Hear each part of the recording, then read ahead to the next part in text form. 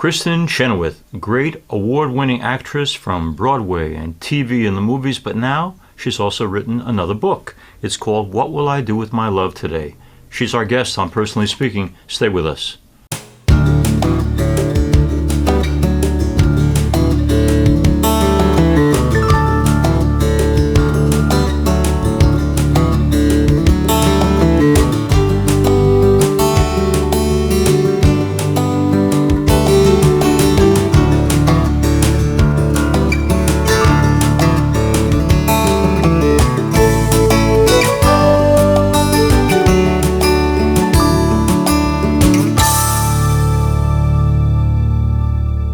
Welcome to Personally Speaking. I'm your host, Msgr Jim Lisante, and Tony Award-winning actress Kristin Chenoweth joins me now. Kristin earned a Tony Award for her role as Sally Brown in You're a Good Man, Charlie Brown. She received a second Tony nomination for her iconic Broadway role as Galinda in the smash hit musical Wicked.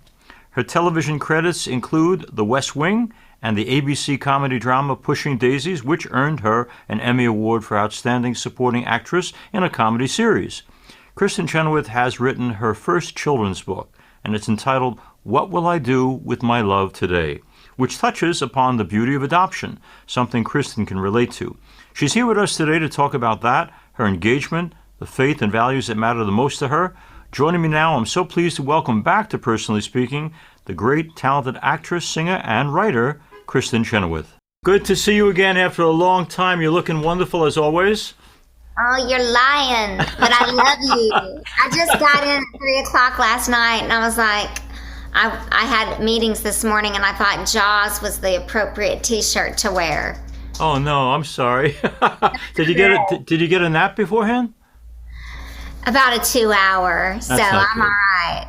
You know, I have my 101-year-old mom living with me, and I live with her, so I'm her roommate. So I had a similar experience last night, not like yours, but up with mom as often as she wanted. So we're both a little tired, but I'm so happy to have you on, and also, Kristin, to talk about what will I do with my love today. Tell me a couple of things. How many dogs have you had in your life? Okay, 1, 2, 3, 5. This is my 5th dog. Okay, now, the thing is, we know they love us unconditionally, unlike some human beings, and that's what makes them remarkable. But we eventually lose them. Why would you go back to falling in love again, only to know that someday it's going to be over?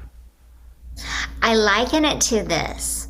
I asked my mom one day, she had my brother, and they adopted me, but I said, Mom, what was that pain? You know, she goes, you forget about the pain. You forget about the pain. There's just more love. And I think that's what we do with our animals. Yeah, there's a line. We forget about all the stuff that comes with an animal, and we have them.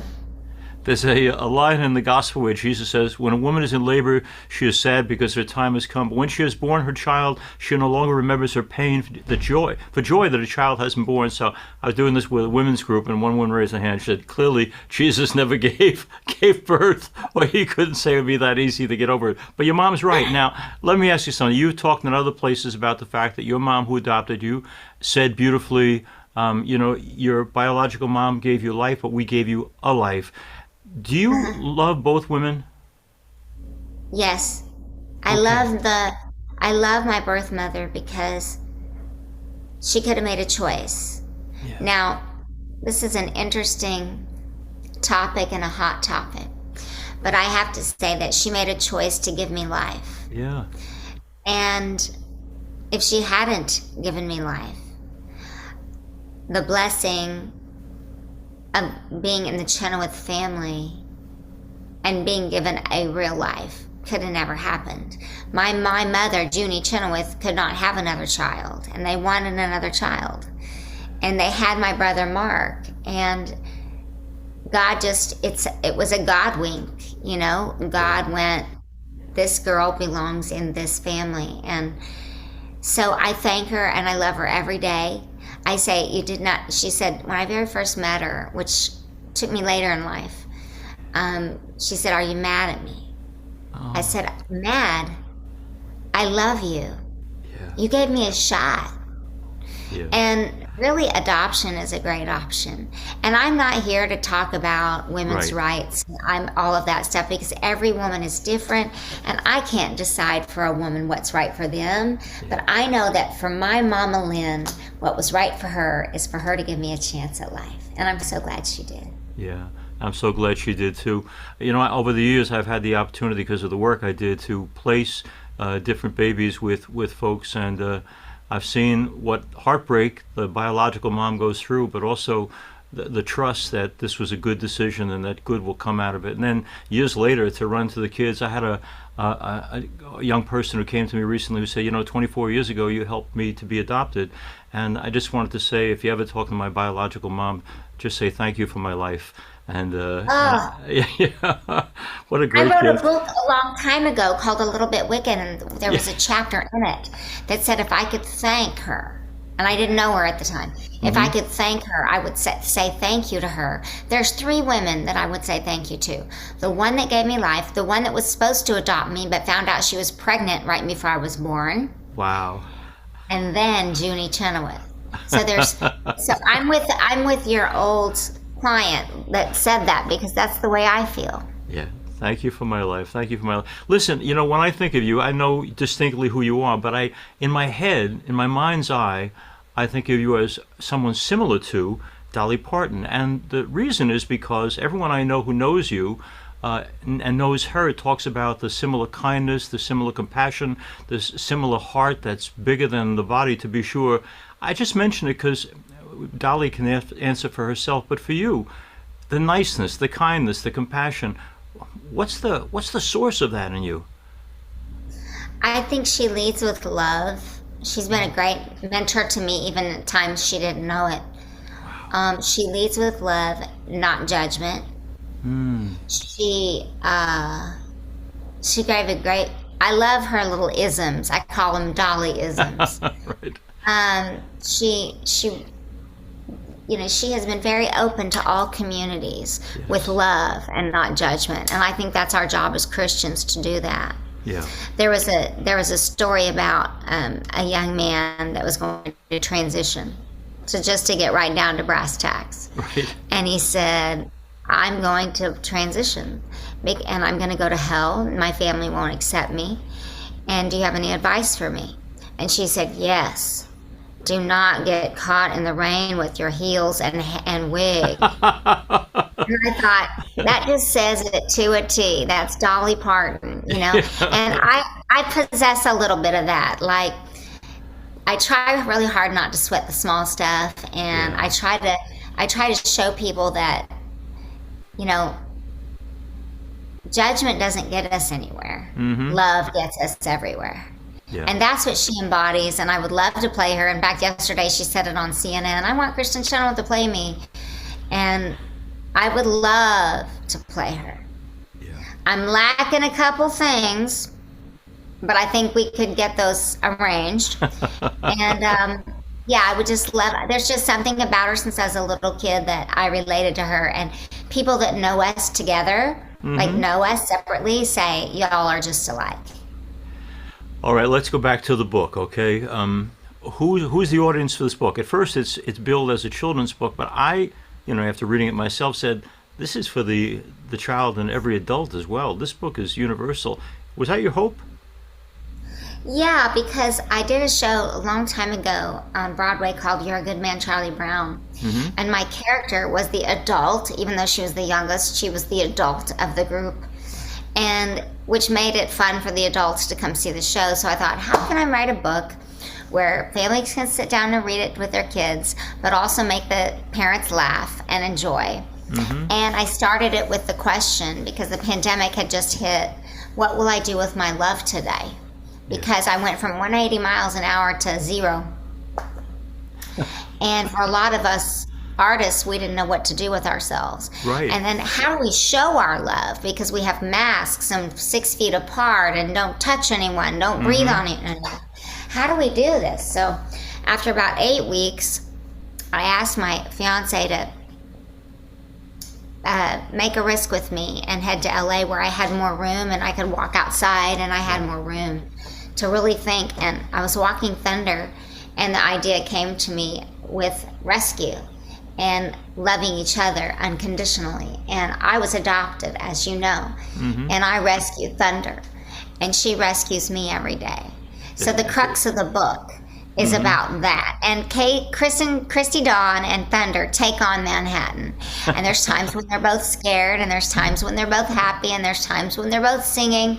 But I'm really, really proud of it. It did very well on Amazon its first week, and I'll get to read it at the Easter egg roll at the White House. They chose this book, so I'm very proud of it. I never thought that I would be doing a children's book. Yeah, this love you have in your heart for pets as well as for people. Going back to what you were saying about, and I think this is the message of Jesus: love everybody no matter what, love unconditionally. Our Pope, Pope Francis, when he was down in Chile a couple of years ago, he met with three guys who were gay, and he said to them something interesting. He said, God doesn't care if you're gay, the Pope doesn't care that you're gay, I just care that you're good and that you love people. And that's very much what's at the heart of what you say, too. But the Pope got a lot of grief for saying that, and I think you get grief sometimes. When people I get grief all the time because I'm with the Pope. That's a good guy to be with, I have to tell you. What do you do with it? When you run into people who are a wall in terms of acceptance of everybody, how do you break through to their heart? Especially to the ones that are just, that are ones that are raised like me, my own kind, if you will. Mm-hmm. I just say, I don't judge you for how you believe in any way, shape, or form. And I would ask that you would do the same. Yeah. I love you, just like God loves you. And I know God loves me. Yeah. But if not us, then who? To show people who are who are supposedly different or supposedly unlovely people. If not us to show kindness to those people, then who? Yeah, absolutely, Kristin. Kristin, go back to the beautiful people who adopted you. When you look back on the way in which they raised you, what did your parents in the journey of your life do right? So many things. I did grow up in the church, and it did,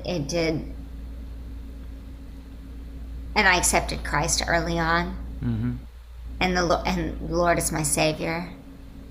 And I'm not saying I'm right. I'm saying it's what works for me. Right.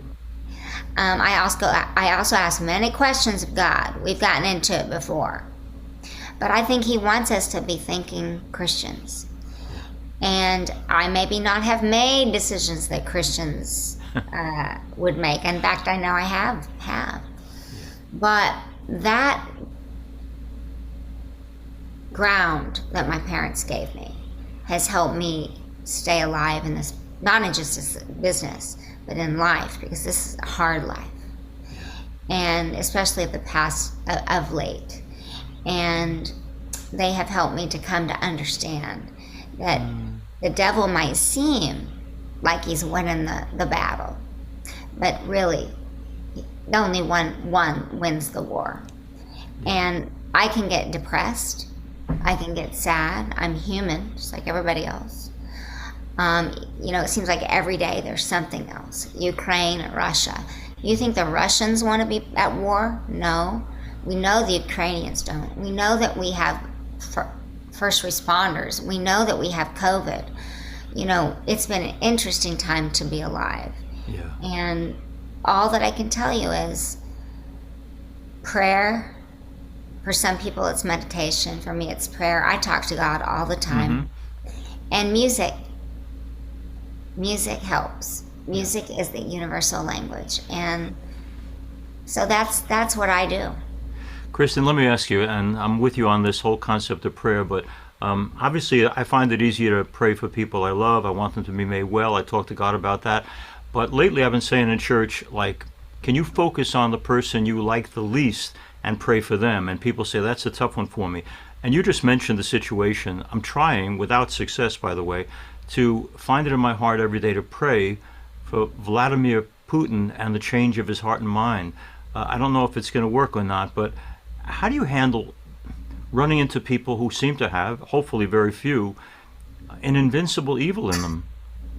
I have been asking that same question for a long time, especially as a Christian, like, why God? Why should I have to pray for him Yeah. or her. Here's why. God might have other plans. To us, he's lost his mind.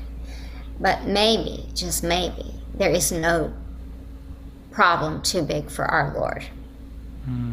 And what's it gonna hurt if we go ahead and pray for him? Yeah. Nothing.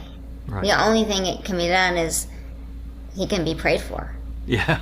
And maybe in a dream, or he'll see something, maybe that could change the world.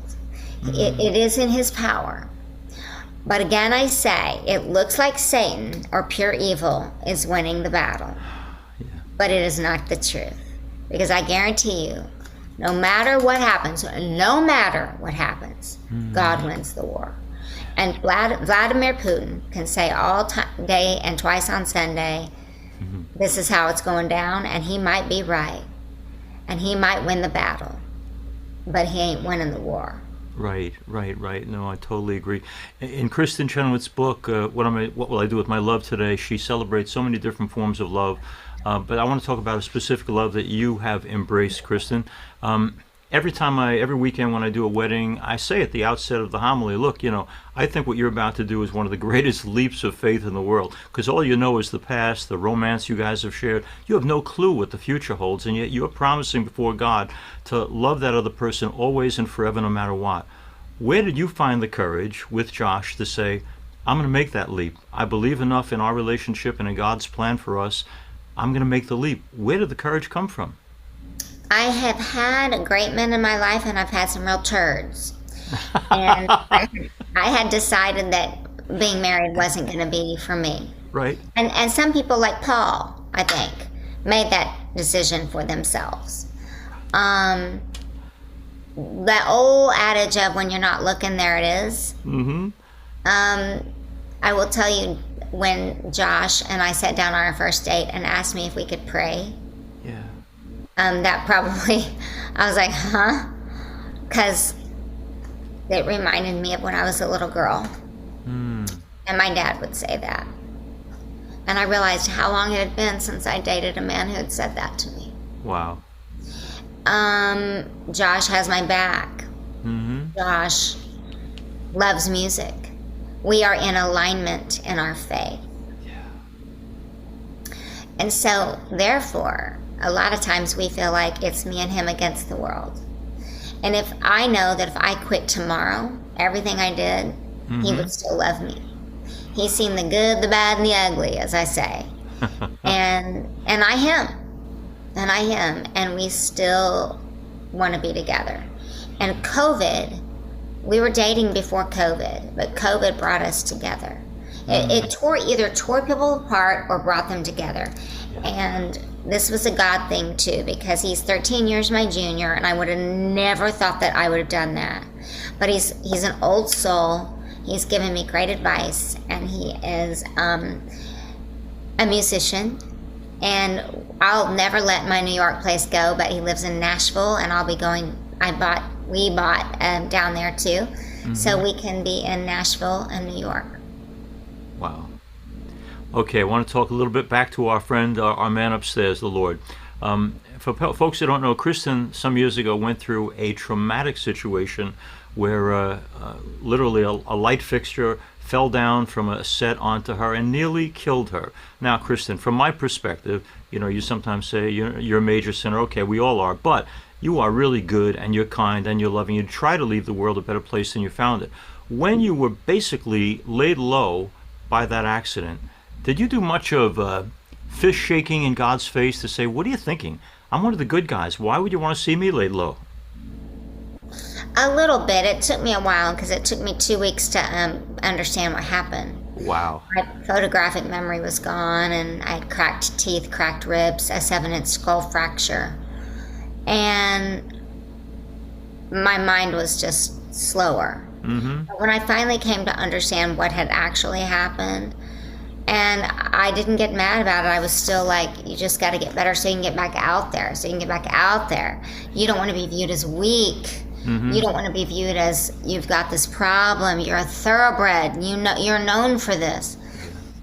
And my parents left after 2 months because I had trouble walking, and we had to practice like brain exercises and words and getting my sentences back. And when they left, it still took me a long time. It was really, really hard. They needed to go, and I needed them to go. But that was the time when I spent a lot of time reflecting about, I didn't know my birth mom at the time. I didn't know why this could happen to me, and why a light fixture had fallen on me during Wicked as well. Like something about light. And lights have always been kind of weird with me. And then people say, you are light. You're light. So like, it's kind of weird. It took me a lot longer to heal than people know. My face was rearranged, and I covered it up really good with makeup for as long as I could. Wow. And I'll tell you what happened. Because I was quiet about it and didn't sue and didn't do all the things I should have done, what happened over a period of several years is I became bitter and angry about my pain, because I still have pain. And the people that are responsible for what happened are no longer there. That's important for me to say. We have wonderful people that are running CBS now, but it was just blown off. And the minute they say we're sorry, that means they are responsible. Right, I was standing on my cue, heard action, and landed at Bellevue. So there was a lot of, why God, why? Why me? And my mom would say, why not you? No different, no special than anybody else. Your job, just like a basketball player, I'm an athlete. Your job is around climbing up the stairs to get to a bubble and falling down the bubble and your job is physical. And I do have pain. I deal with it through pain management and exercise and a bunch of other stuff that I should be doing better. But the truth is, why not us? We all have our stuff. I have Meniere's disease, which made it worse, inner ear problems, vertigo. But I'm alive. Yeah, you sure are. Very much alive, still being creative and putting yourself out there. A health-related question. Father Tom Brosnan, a good friend of mine, also adopted, and he says he's in high school filling out a job application, and he realizes he's giving them information about his adoptive parents, which, medically doesn't have much to do with him. And he said that's when he realized, I got to find my birth parents to find out what my health history is. Do you take a stand on that, Kristin? Like he's been testifying before state senates and stuff, saying open the records when it comes to at least our medical history so we can know what we're about physically. Yes, no? I stand with him, because if there's something that we can know about ourselves that we can help prevent, or just know that runs in our family. I know, for example, colon cancer runs in my family. I know that people have eczema. I know I come from a family of musicians. I know that it just so much more makes sense now. The Meniere's, the inner ear problem. What would be my grandmother on my mother's side had it terribly. So now I know, and I stand fully beside it. And the people that raise you are your parents. Period. You can get mad at them. You can, but they're the ones that raised you. Yeah. And then you got this other family that's just more love, or not. You can just find out your medical records, and I have mine. Yeah. His first response from his biological mother was, I gave you up a long time ago, and that's a part of my life I want to close the door on, so thanks for writing, but no thanks. So for a moment there, he thought it's a second rejection. She came to see the value of connecting, and she didn't go to God before they had lots of opportunities to talk and to meet. But your biological mom was open to the possibility of getting together to talk? Oh. Open. She went through years of depression after she gave baby up, baby girl. And we had the most beautiful reunion with my parents. And she is a part of our family. There's only more love. I call her Mama Lynn. She's not my mother. She gave birth to me. She's my birth mother.